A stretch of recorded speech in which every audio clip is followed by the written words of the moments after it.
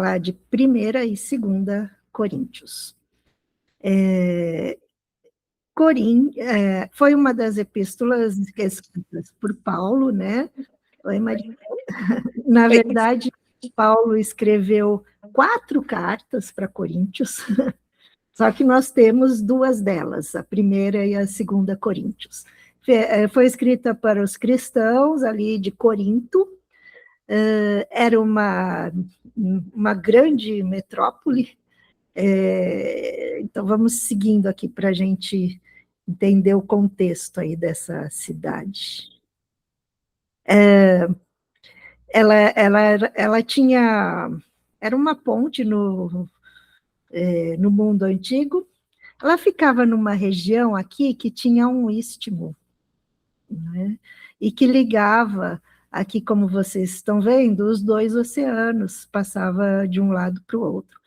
E nessa cidade de Corinto, era muito comum, eles colocavam, se vocês viram lá no WhatsApp também a imagem que eu postei antes, né?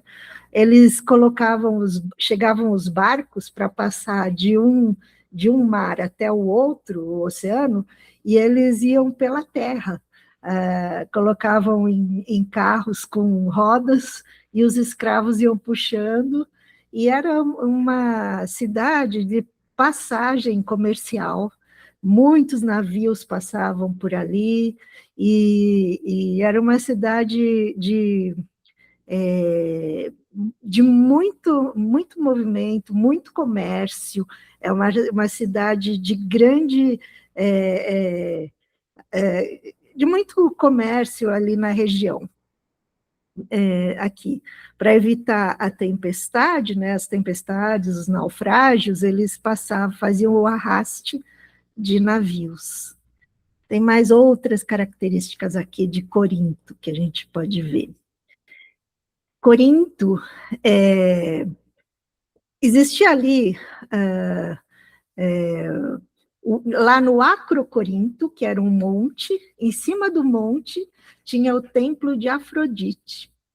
Então, naquelas regiões toda da Ásia, onde o Paulo viajava, que ele foi para Éfeso, para todos os lugares ali, tinham vários templos pagãos.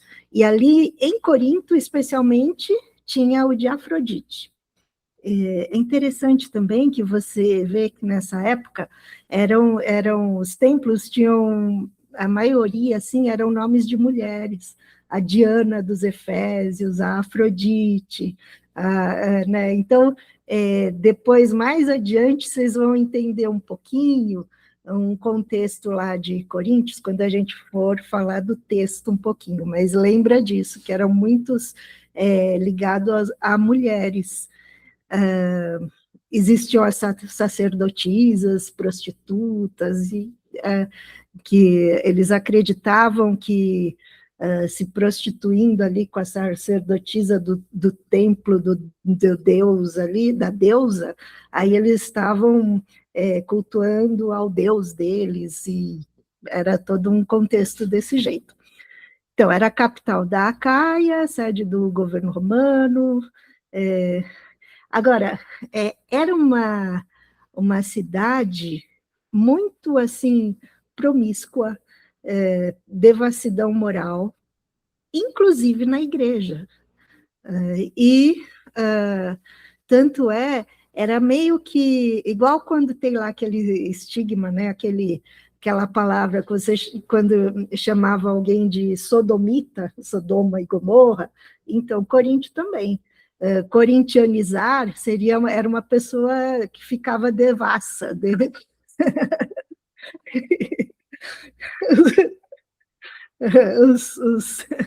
Os coríntios, né? Era uma pessoa imoral. Então, vamos lá. Aí, tinha...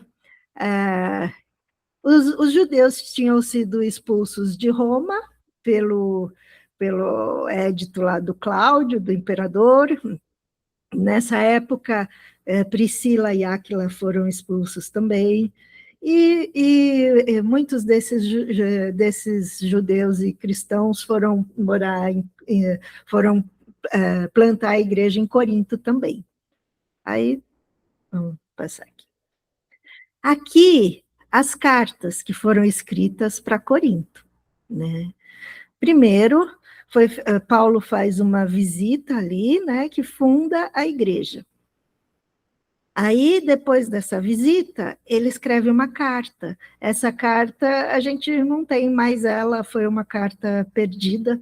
É a carta que é citada em 1 Coríntios 5:9, chamada, e a gente chama de carta anterior. Foi a primeira carta que foi mandada para a igreja depois da visita de Paulo. Aí, depois de um tempo, ele recebe notícias da igreja, inclusive da devassidão moral e de vários problemas da igreja, problemas com ordem no culto, problemas com confusão na questão de dons, problemas de divisão, briga entre os irmãos, tudo isso era o que acontecia em Corinto, né? Era meio que uma igreja que estava refletindo aquela cidade, que era uma cidade imoral. Aí Paulo escreve a segunda carta para dar conselhos, para orientar, para colocar ordem aí nessa questão que estava uma bagunça. Aí ele, depois de um tempo, aí ele faz a segunda visita lá para a cidade. Aí, depois dessa visita, passa mais um tempo, e aí ele escreve uma outra carta, que é chamada de Carta Severa, que é citada em 2 Coríntios 2:4. É uma carta onde Paulo admoesta, chama a atenção deles por várias situações. Só que também nós não temos essa carta, ela é citada lá no Coríntios. E depois tem uma quarta carta, que quando Paulo estava em Macedônia, ele escreve, que é a 2 Coríntios, que é a outra carta que ele escreveu, e depois disso ele faz uma terceira visita. Tá? Vamos lá. Aqui é o que acontece, uma estrutura da carta aos Coríntios. Né? Primeiro ele fala sobre as divisões, uns são de Apolo, outros são de Paulo, e aquela questão que estava acontecendo na igreja. Fala sobre o incesto que estava havendo, tinha uma pessoa que estava com a mulher do pai dentro da igreja e estava sendo tolerado e permitido. As pessoas sabiam e não faziam nada. Né? Aí Paulo chama atenção sobre isso. Também litígios, os irmãos estavam brigando na justiça uns com os outros lá na Ágora, que era uma espécie de fórum que eles levavam as questões, a imoralidade. Aí ele fala também sobre casamento, seguindo nessa sequência, essa estrutura da carta. Então, aqui ele respondeu porque ele tinha recebido notícias sobre a divisão, depois ele respondeu que ele tinha recebido notícias sobre a imoralidade, e depois ele recebeu também várias perguntas da igreja, e sobre a ressurreição, porque, por exemplo, os gregos, eles tinham a ideia de que o corpo era mau, de dualismo, assim, existia o espírito e o corpo.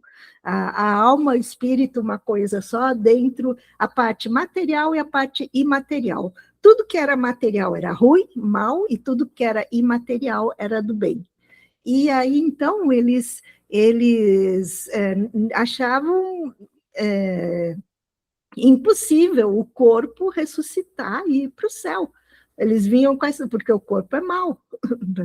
Então, aí Paulo ensina que existe a ressurreição do corpo, o corpo glorificado, e aí ele fala esse pedaço também. Tem a coleta para Jerusalém, aqui também tem uma parte muito interessante, a gente vai chegando lá mais um pouquinho nos outros slides.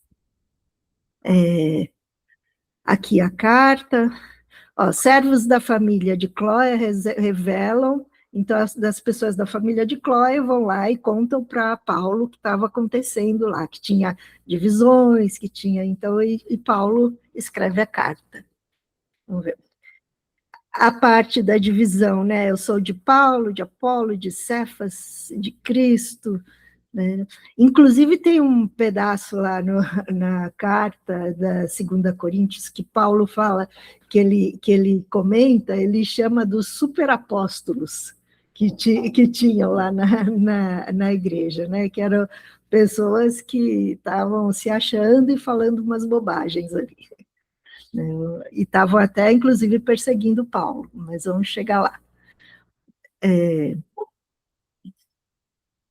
Aqui, quando os judeus pedem sinais, o Messias, aqui ele fala que Jesus crucificado é o sinal, né? A mensagem da cruz.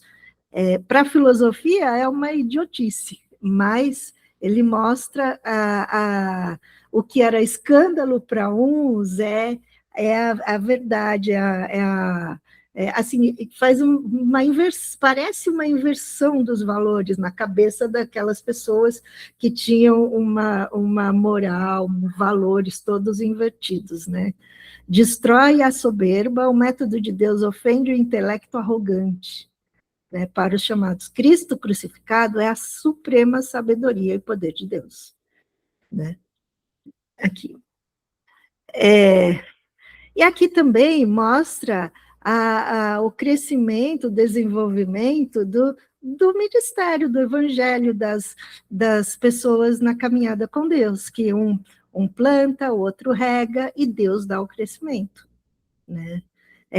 As pessoas que exercem o ministério, né? Aqui, ó, Paulo plantou, Apolo regou, e o único fundamento é Cristo, que a gente precisa lembrar disso. As pessoas que exercem o ministério, elas não são donas de nada, e nem é por causa delas que está acontecendo o crescimento. O fundamento é Cristo. E as pessoas são usadas por Deus nesse processo. Uma pessoa evangeliza, a outra vai ensinar, a outra vai. Cada um faz parte desse processo na vida do cristão, uns aos outros, né? Esse uns aos outros tem muito no Novo Testamento. Aqui, ele desmonta essa cultura onde tinham ali muitos, que tinha lá naquela região também, jantares romanos ali, né, de classe alta, assim, cristãos ricos, impondo privilégio sobre os mais fracos.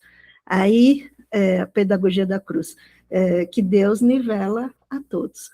Tem aquele pedaço lá, quando fala sobre a ceia. Naquela época, a ceia era um jantar, né? Ele não era só o pão e o vinho simbolicamente, eles faziam uma mesa de jantar, assim, e era normalmente acontecia na casa de uma das pessoas ricas, né, ali da cidade. E então eles convidavam a todos da igreja para esse jantar, cada um levava uma coisa e fazia uma mesa ali, né? Acontece que e na igreja tinham os ricos e tinham os pobres, tinham todas as pessoas. E nesses jantares tinham também os escravos convertidos, né, os servos, pessoas que trabalhavam e que não conseguiam chegar na hora mais cedo. Então, aquelas pessoas ricas, os familiares ali da casa, elas chegavam mais cedo nesses grandes jantares grandiosos, comiam tudo que tinha ali de bom na mesa, e depois vinham mais tarde os escravos, os mais pobres, os trabalhadores ali, e pegavam o resto que tinha sobrado, se sobrou.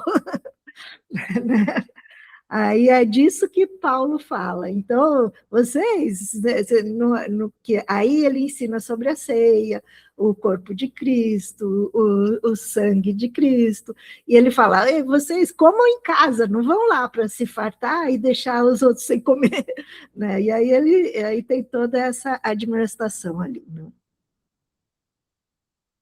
É, é, bom, aqui a questão do pecado que a gente falou que tinha, eles estavam sendo tolerantes com uma questão moral muito grave, que era o incesto, então ele explicou que o pecado não disciplinado contamina o corpo, né? Então a igreja precisava falar com essa pessoa, e se não houvesse arrependimento, que ela seja entregue a Satanás para a destruição do corpo, visando salvar o espírito, né? Aí vem aqui. É, aqui. É, aqui também sobre a questão dos cristãos levarem outros à justiça. Ágora era o fórum lá que eles levavam a juízo para processar os crentes um aos outros, né? Por pura ganância. Então, aí Paulo fala: por que não sofreis antes o dano? Ganhar no tribunal secular é perder na ética cristã, né? E aí ele fala sobre a identidade redimida. E aí é interessante que é nessa carta onde fala sobre divisões dentro da igreja, uns seguem Apolo, outros seguem Paulo, onde fala sobre os cristãos, uns levando os outros ao tribunal, que aí Paulo vai ensinar sobre o amor. Aí tem aquela 1 Coríntios 13, toda aquela carta explicando sobre o amor, e ele vai ensinar como que os cristãos deviam viver.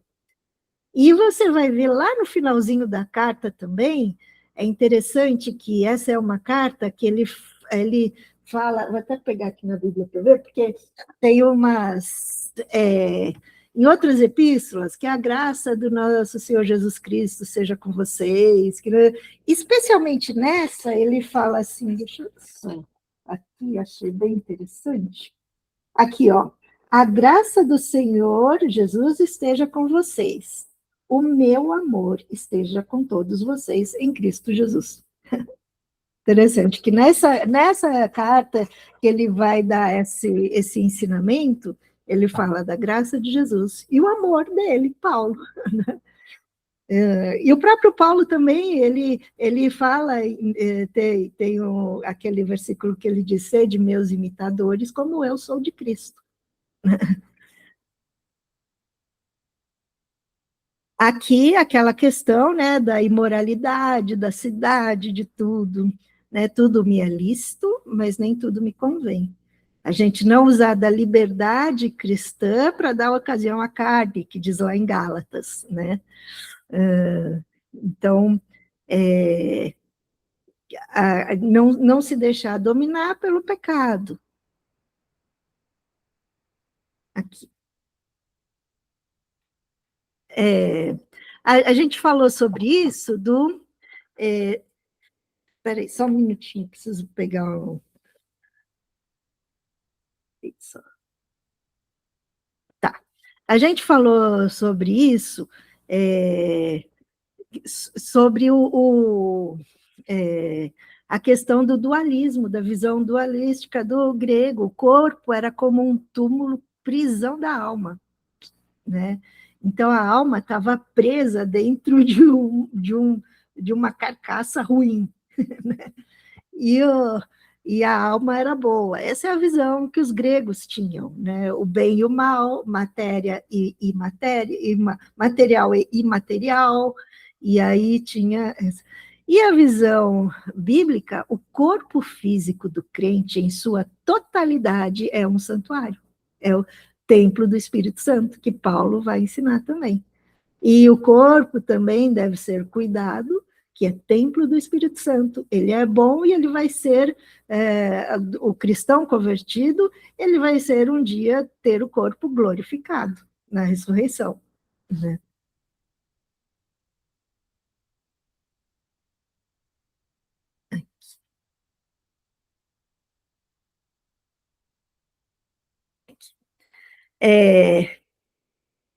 Aqui, a questão ali na 1 Coríntios, né? O mundanismo da igreja e a cruz de Cristo, né? Divisões em torno de líderes, o poder de Deus operando na aparente fraqueza. Dependência da retórica humana, né? Porque um queria ouvir Apolo, outro queria ouvir Paulo, e o nivelador supremo de classes sociais e de raças. Né? Interessante que a Bíblia coloca a nação santa, a raça eleita, coloca todos como vocês são igreja, são um corpo de Cristo, não tem isso. Um é mais especial do que o outro,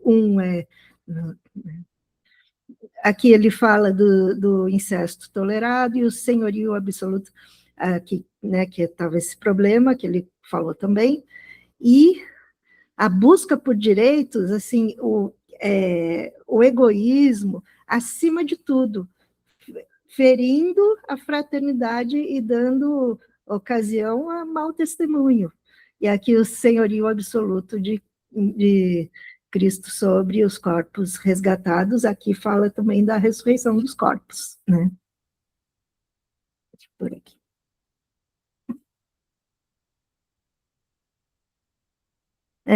Aqui cada uma das respostas que Paulo foi dando, né, conforme as perguntas que tinham sido feitas a ele e as notícias que ele tinha recebido. Aqui também tem um momento também que Paulo fala um pouco de uma opinião dele, ele fala, digo não pelo Senhor, essa é a minha opinião, e aí ele fala lá, né, também. Aqui, dom de Deus, é uma carta também que vai listar e organizar os dons. Né? Dom é carisma, caris é graça no grego, e a palavra usada para dom é carisma. É algo que foi dado por Deus sem merecimento. Né? Todo cristão convertido recebeu dom. A Bíblia diz que Jesus venceu o maligno, expôs, né, o inimigo, e ele venceu a morte e deu dons aos homens. Né? Então, ele deu dons. O Espírito Santo distribui a cada um. E vamos lá.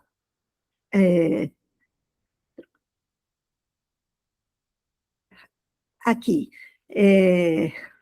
Também falado sobre uma questão da carne oferecida a ídolos, né? A questão da consciência. E aí, nessa questão, o Paulo fala assim, olha, não é o que você come que vai ter problemas. Você pode comer, não tem problema, você é cristão e a carne, você não está adorando aquele Deus, porque você está comendo aquela carne. Mas, isso por causa da sua consciência. Mas existiam, por exemplo, alguns cristãos novos convertidos que tinham acabado de sair de um sistema religioso onde eles comiam umas carnes para adorar aqueles deuses. Então, aqueles cristãos, era difícil para ele, assim, de uma hora para outra, comer a mesma carne e se ver como cristão. Então, por uma questão de consciência deles, eles preferiam não comer aquela carne. E tudo bem. E, então, Paulo, para não escandalizar algumas pessoas, aí, se você está perto de um cristão que vai achar que isso é idolatria, não faça, para não escandalizar ele, para não ser um peso para ele. E também, ídolos não existe, a comida é neutra, o princípio da liberdade, né? Comer, só que para quem tinha uma consciência, era um novo convertido, aí comer era participar da idolatria. Então, em amor a essas pessoas, não coma. Né? Então, era isso que Paulo ensinava. Também, se chegasse num lugar, tinha carne lá, sacrificada ao ídolo, e ele estava comendo normal. De repente chega uma pessoa e fala, essa carne que você está comendo, ela é sacrificada ao ídolo, viu? Você está comendo para ele. Aí, então não coma, porque você vai estar sendo conivente com isso. É, aqui, né, fala primeiro ele fala que o obreiro é digno do seu salário, ele também fazia tendas, né, e ele recusa o sustento para não ser um obstáculo ao avanço do evangelho, e ele, fiz-me escravo de todos a fim de ganhar o maior número possível. Então é um princípio de humildade. Ele abre mão de direitos por amor ao evangelho.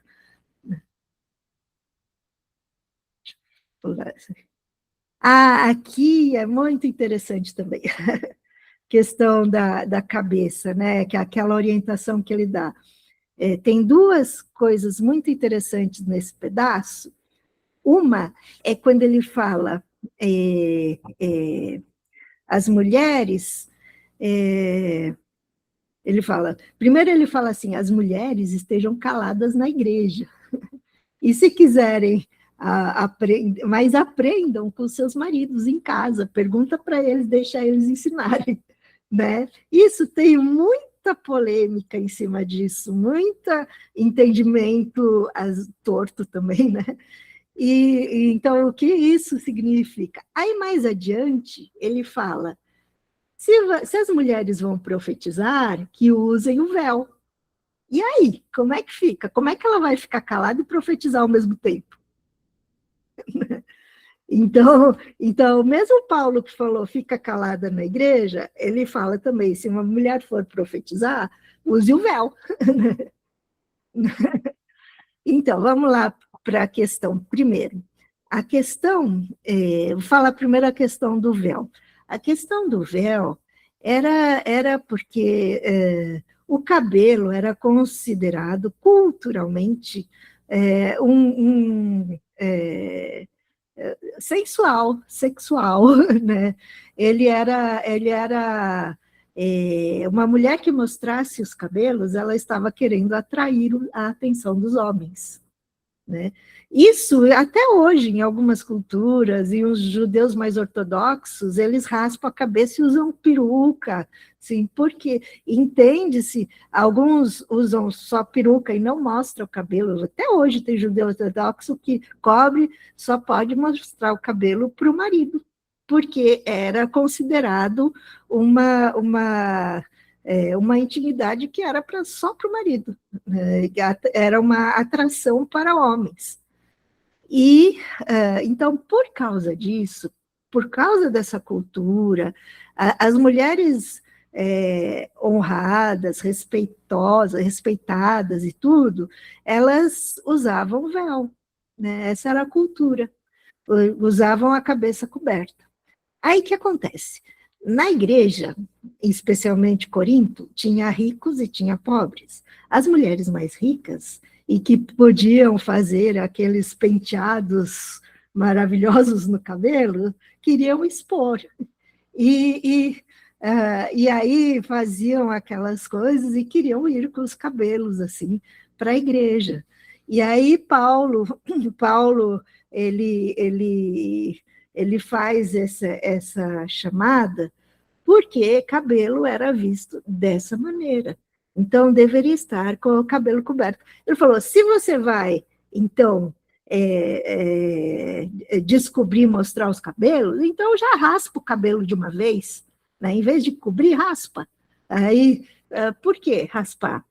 Porque raspar os cabelos era a maior desonra para a mulher. Elas eram punidas com o cabelo raspado. Mulheres pegas em adultérios tinham a cabeça raspada, né? Mulheres que tinham que receber algum tipo de punição, escravas, tinham a cabeça raspada, né? Então, ele fala assim, já que você quer se expor a essa vergonha de ser assim, mostrar que você está indo assim atrair os homens, está sendo desonrosa, então já raspa o cabelo de uma vez, que é a mesma coisa, né? Assim, né? Então, é isso que Paulo está falando. Agora, é, aí a questão da mulher falar, né? É, lembra que eu falei lá no começo do templo de Afrodite, da Diana dos Efésios? Nessa época, curiosamente, mulher, é, é, entre os gregos, os romanos e tudo, a intelectualidade era, era valorizada, né? Tinha filósofos e toda. Só que não era permitido às mulheres aprender, fazer essas escolas que os homens faziam. Então, quem tinha esse conhecimento intelectual eram os homens, racional e tudo, e não as mulheres. E, por outro lado, em contrapartida a isso, nos templos, as mulheres eram líderes. Era o templo da Diana, o templo da Afrodite, o templo os templos pagãos, né? E as mulheres eram sacerdotisas, cultuais, que eram prostitutas, que os homens iam lá e era como entendiam que estavam próximos de Deus. É, então, ali no templo, elas eram ouvidas, elas estavam acima dos homens. Então, quando a mulher ali, mística, ali daqueles templos, começava a falar, todo mundo baixava e ouvia. Né? Os homens ouviam, ela era autoridade. Nos templos, as mulheres eram autoridades, nos templos pagãos. Era assim. Aí o Paulo ele vai colocar essa situação da igreja nos eixos, porque a mulher vinha convertida com essa mentalidade, agora ela vai mandar na igreja também. Aí o Paulo foi colocar as coisas no eixo. Não, aqui não é assim, não. Aqui, né? Muito comum, assim, numa igreja que tinha muitos dons, às vezes a mulher entrar nessa. Sabe, a mulher facilmente entrar numa emoção, num êxtase espiritual, começar a profetizar, e às vezes a mulher ali era levada por isso sem conhecimento algum, elas não tinham conhecimento, eram novas convertidas, começavam a falar assim, e e as pessoas e colocava essa cultura de que a mulher, a mulher religiosa, mística, estava superior. E não era isso. Paulo colocou no eixo. Ó, mulher aqui não é assim, não é igual aquele templo lá que se prostitui, né, que a mulher fala um monte de coisas. Assim, aqui tem ordem, aqui, por isso que ele fala do culto racional, né? Porque nos outros templos, o culto não era racional.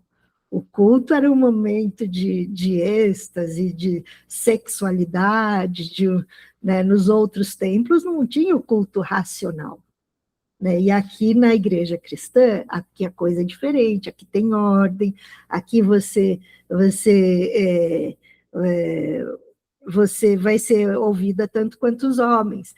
E aí ela fala assim, você aprenda com os homens, com o marido em casa. Por quê? Porque na cultura geral, a mulher não era dado para a mulher aprender. Quem aprendia eram os homens. Né? Então, Paulo tá colocando ordem no assunto. Fala, ó, não vem fazer confusão aqui na igreja, mas você aprenda, vai estudar, é importante. Né? E depois, mais adiante, até ele organiza ali, olha, quando for profetizar, coloque o véu. Então, é, é, só profetize com a cabeça coberta, né? Então, até porque, para ser coerente, a vida com o dom, né? É outra questão. A igreja de Corinto, tá? estava cheia de dons, manifestação dos dons. Os dons são gratuitos, mas a vida cristã, ela é desenvolvida. O fruto, ele é gerado, ele precisa desenvolver, crescer.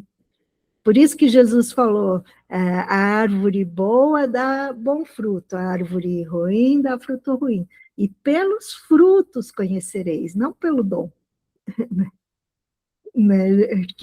Porque quanta dom, até a mula falou. Né? E, e então, até teve profeta mal falando coisa boa até em algumas ocasiões, né? Então, dom é um presente, você não merece nada desse dom, mas Deus deu. Agora, o fruto cristão é amor, temperança, domínio próprio, isso você vai desenvolver, isso a carne milita contra o espírito milita contra a carne, e você vai lutando para crescer e ter a santificação do corpo, né? Aqui. A ceia do Senhor, que a gente já falou, que os ricos se embriagavam, e aí depois eles chegavam tarde, os trabalhadores, escravos, e passavam fome, né? A gente já falou sobre isso aqui.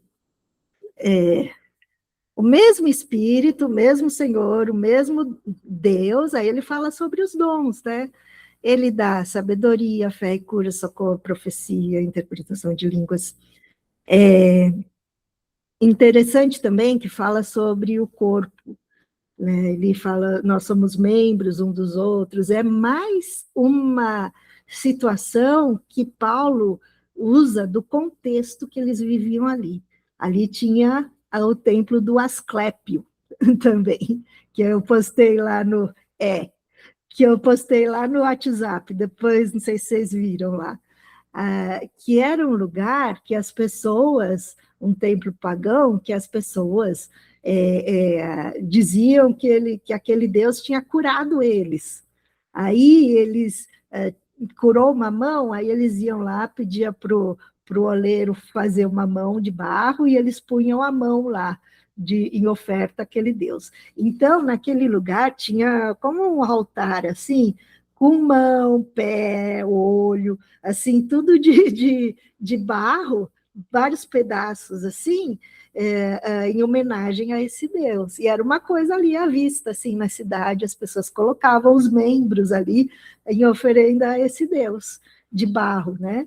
E o, o Paulo fala assim, ó, ele olha aquilo também e fala, ó, na verdade, vocês são um corpo vivo, e os membros uns dos outros, e cada um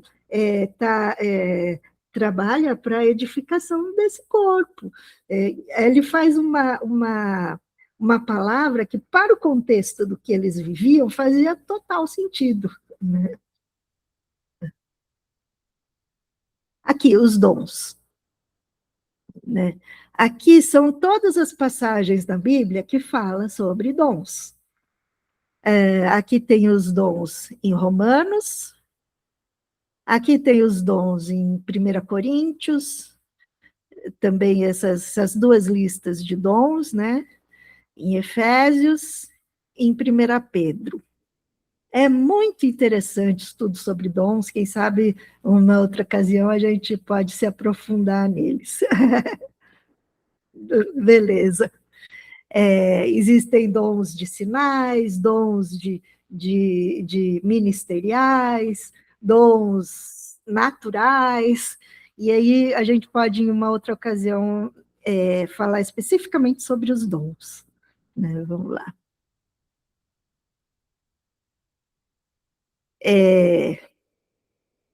Aqui também ele fala sobre não adianta ter todos os dons se não tiver amor.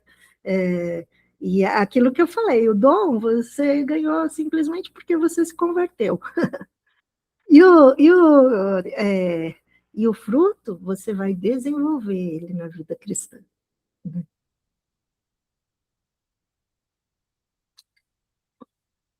Também, o foco é a edificação da igreja, né?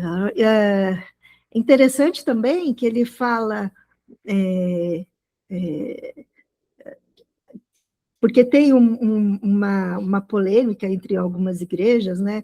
E o Paulo fala, não proibais o falar em línguas. E ele fala também assim, se você está orando em línguas e não tem ninguém para interpretar, falando em línguas, não tem ninguém para interpretar ali na igreja, ele não fala ali, fique calado. Ele fala, fale você e Deus, só para você e Deus ouvirem.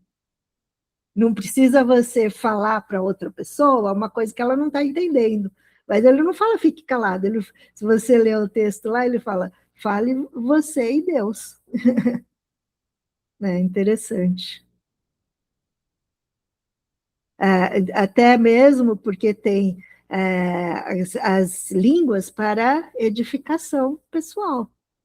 E a língua, quando ela não o dom de variedade, de interpretação, que serve como a profecia, que tem uma pessoa fala, outra interpreta com um propósito na vida de alguém, ou da igreja, ela pode ser usada também como crescimento pessoal, crescimento espiritual, edificação da própria pessoa. Aliás, diz lá que o Espírito Santo intercede por nós com gemidos inexprimíveis. E quando a gente está orando em línguas, por exemplo, o Espírito Santo está orando, está falando aquilo que a gente não consegue colocar em palavras, não sabe, não tem. Deus conhece todas as coisas e o Espírito Santo intercede por nós. Então, existe uma coisa muito interessante aí no estudo de dons. Existe, a gente, como eu falei, a gente faz em outro momento. Existe o que é. Existe a variedade de línguas, existe a expressão do Espírito Santo em nós, existe muitas questões interessantes. Também a profecia, o dom de cura, dom da fé, e os ministérios, existem os 5 ministérios, né? Apóstolo, profeta, mestre, pastores e mestres, né? Evangelista, e para cada ministério, que é uma função, os ministérios são funções, né? Pessoa que é um pastor, pessoa que é um evangelista. Para cada função, existem dons que acompanham. Então, o ministério,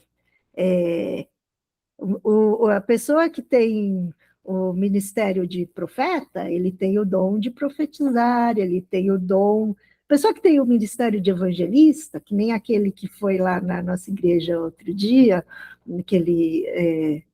não me lembro o nome dele, ele tinha o dom de curar. Né? Alguns dons acompanham alguns ministérios. Né? Então, é muito interessante isso também. Aqui que a gente já falou, né? Permite que as mulheres orem, profetiza, e aqui manda que fiquem caladas. Aí, aqui tinha a questão das recém-convertidas, e, e tinha aquela questão que eu falei para vocês, da contrapartida, assim, dos rituais pagãos, das religiões pagãs, que a mulher era a líder ali.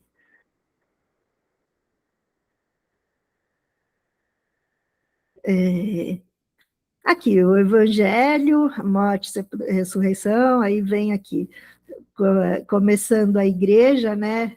Tu és Pedro, sobre esta pedra edificarei a minha igreja, aí os 12, mais de 500, e aí, aí o pastor lá em Jerusalém, né? Tiago, Paulo, e aí a igreja se expande aqui.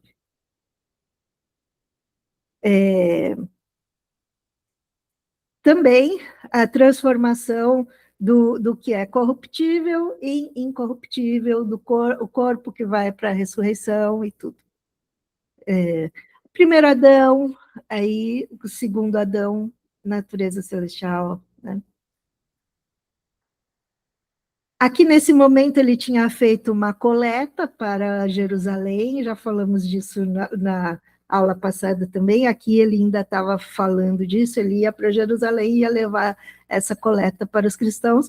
E aí ele falou assim: vão juntando conforme a prosperidade de vocês. Isso é muito interessante também.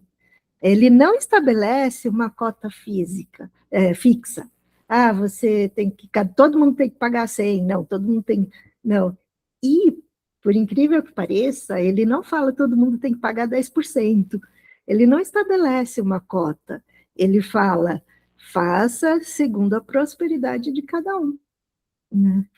Uh, até uma questão aí, outra muito interessante, é essa questão do dízimo. Ele foi instituído lá no Antigo Testamento para sustento dos levitas. Tinham as 12 tribos de Israel, cada tribo tinha a sua terra, a sua porção de terra, aí eles colhiam ali, e aí separavam em espécie de frutas e tudo, davam ali para os levitas 10% daquilo que eles colhiam, para que os levitas pudessem ter o seu sustento. Porque se você pensar, aproximadamente, das 12 tribos, 11, aí se cada uma der 10%, vai dar o sustento completo, 100% da tribo de Levi, que eles serviam no templo e não tinham a sua terra para cultivar. Então, eles eram sustentados pelo... Então, isso foi uma estratégia de Deus muito inteligente, muito sábia. Depois, isso prosseguiu. No Novo Testamento, se fala em oferta, em contribuição. Lá em Atos, na igreja primitiva, eles davam tudo, não dava 10%, dava tudo. Algumas pessoas, eles vendiam suas coisas e colocavam tudo em comum e iam uns ajudando os outros, né? Depois, mais adiante, a igreja foi crescendo, foi se expandindo, e Paulo deu essa orientação, cada um contribua conforme a sua prosperidade. E é assim que foi acontecendo. Outra coisa também, uma coisa também que é muito confundida, às vezes, no nosso meio, quando fala, por exemplo, da lei da semeadura e da colheita. Já ouviu falar na lei da semeadura e da colheita? Você dá R$10 para Deus, vai ganhar 100, né? Isso é uma coisa também que está truncada, porque, na verdade, a semeadura e a colheita não é uma promessa. Não é uma promessa, você semeia e você vai receber em dobro. E isso, o que tem ali é um princípio, é o princípio da semeadura e da colheita. Princípio é uma coisa natural que geralmente acontece. Por exemplo, se você é gentil com alguém, é natural que essa pessoa seja gentil com você.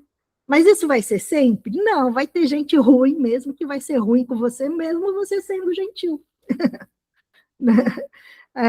Você vai semear, é natural e esperado que cresça uma planta, se você trabalhou, é natural que venha o retorno. Se você plantou, é natural que aquela semente cresça, frutifique. Isso é o esperado. Isso é a lei natural. Mas vai acontecer também de você jogar a semente numa pedra que não vai dar fruto, né? Então, o esperado, o princípio natural é que você dá e você é abençoado, mas não é uma promessa, é diferente. O que é promessa? Promessa, quando Jesus estava sendo assunto ao céu, Jesus estava subindo lá na ascensão, aí os dois anjos apareceram e falaram assim, assim como vocês estão vendo ele ir, ele vai voltar. Isso é promessa. Isso é uma coisa que vai acontecer invariavelmente. Né? Ah, aí, aqui. É, tá. A gente já falou sobre isso. Os dons. Opa, fala, só explicar uma. Opa, conforme. Tá. Aí aqui, né? Aqui.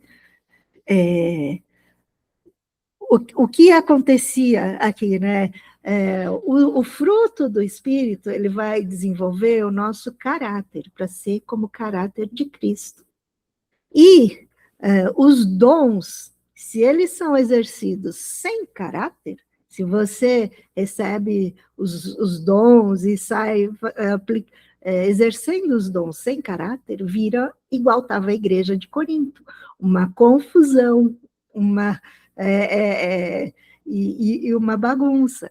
Então, é uma liberdade egoísta e uma desordem litúrgica, uma bagunça no culto, uma liberdade egoísta, é o que dá os dons sem caráter. Então, o que nós temos que fazer? Nós recebemos os dons de Deus, mas nós temos que usá-los com sabedoria, com caráter.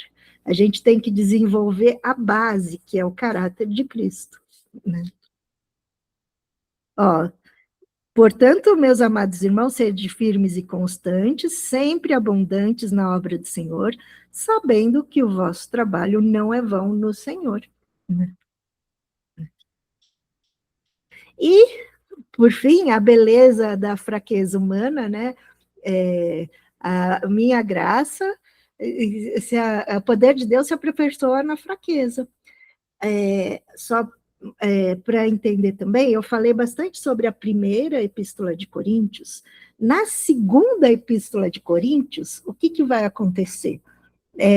Paulo, algumas pessoas, primeiro, Paulo mostra que ele se alegrou porque ele viu que a igreja tinha sido transformada, a maioria das pessoas, a primeira carta dele, a carta anterior tinha feito efeito, né? E eles estavam mudando de vida, então isso trouxe alegria para Paulo, mas simultaneamente a isso, apareceram ali falsos mestres, e apareceram ali uns ditos superapóstolos, que eram os religiosos que se achavam, e Paulo chama eles de superapóstolos.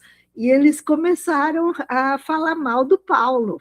E eles começaram a falar que, vocês não têm que ouvir isso que o Paulo está falando, não, porque o Paulo não tem autoridade para falar isso. Né? Aí, nessa segunda carta, aí o Paulo vai defender o ministério dele e falar por que ele tem, sim, autoridade para falar o que ele estava falando. E é aí que ele fala tudo, fala que ele foi até o terceiro céu, fala do sofrimento que ele passou, de quantas vezes ele foi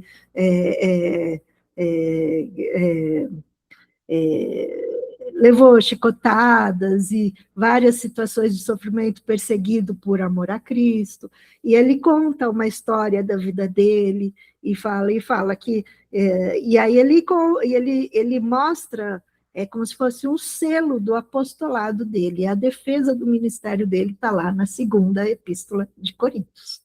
Então é isso. Aí e aí ele fala também, e foi-me dado um espinho na carne para que eu não me glorie. Né? E a gente não sabe o que era esse espinho, era um desafio que ele tinha que vencer. Né? E aí ele fala, o poder de Deus se aperfeiçoa na fraqueza, a graça de Deus é bastante para mim. E é isso. Aí a gente passou por primeira e segunda Coríntios. E aí, se vocês quiserem falar alguma coisa, perguntar alguma coisa,